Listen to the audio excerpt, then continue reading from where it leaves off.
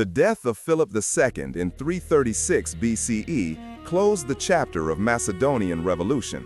With Alexander now at the helm, the stage was set for a world-altering adventure.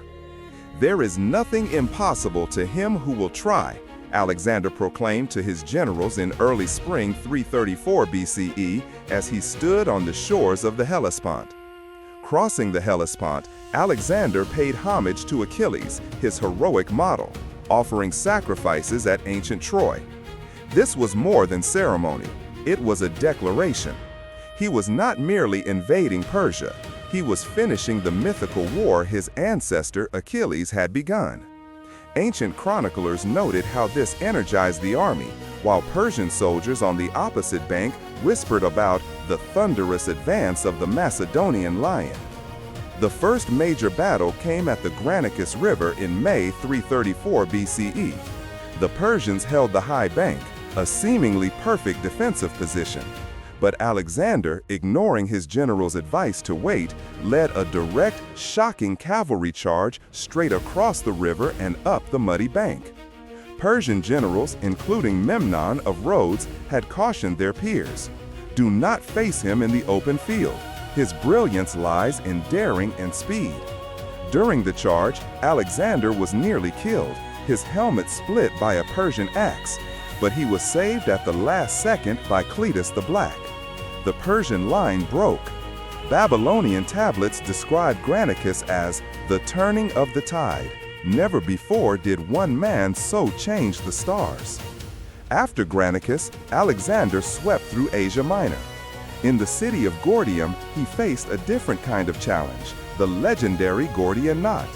An ancient prophecy declared that whoever could untie this impossibly complex knot would rule all of Asia.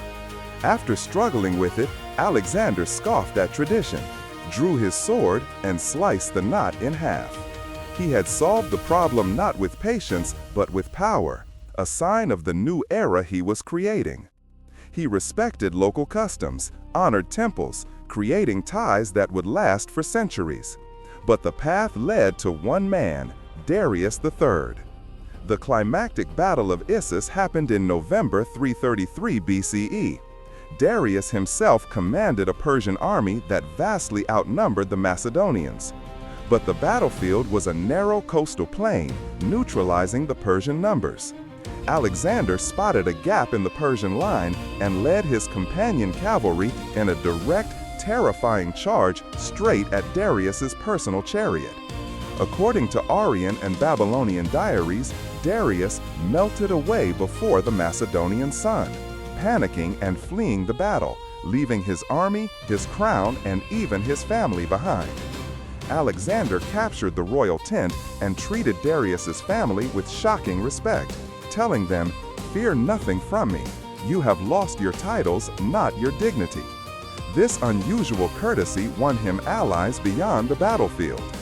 Entering Egypt in late 332 BCE, Alexander was welcomed not as a conqueror, but as a liberator from Persian rule. He was welcomed at Memphis, crowned pharaoh by local priests. But Alexander sought a deeper confirmation. He undertook a perilous journey deep into the Libyan desert to the oasis of Siwa to consult the famed Oracle of Ammon.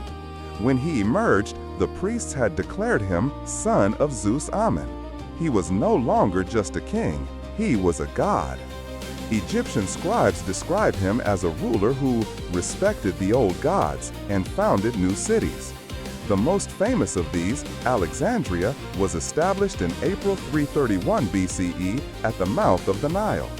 From Alexandria, scholars and scientists from Greece, Asia, and Africa gathered in the city's great library, setting the stage for a new age of discovery. Marching east after Alexandria, Alexander entered Mesopotamia for the final showdown. Darius, having raised a new army, was waiting. He had chosen a wide, flat plain at Gaugamela. The Battle of Gaugamela on October 1, 331 BCE was a masterpiece of tactics. The Persians used scythed chariots and a massive front line. Alexander, seemingly outmatched, angled his army to the right, stretching the Persian line until a gap appeared. just as at Issus, he led a decisive wedge-shaped charge directly into that gap. Once again, Darius fled. Babylonian priests recorded the downfall of the mighty king, the rise of the Greek conqueror. Alexander paraded through Babylon and soon after Susa. Then he reached Persepolis, the ceremonial heart of the Persian Empire. In each city, he combined Greek and local traditions, respecting prophets and customs. But in Persepolis, the story changed. After a great banquet, in what was either a calculated act of political revenge for Persia's burning of Athens generations ago, or a drunken rage, Alexander gave the order.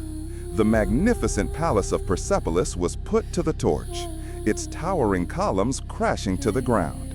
The Persian Empire was not just conquered, it was symbolically executed.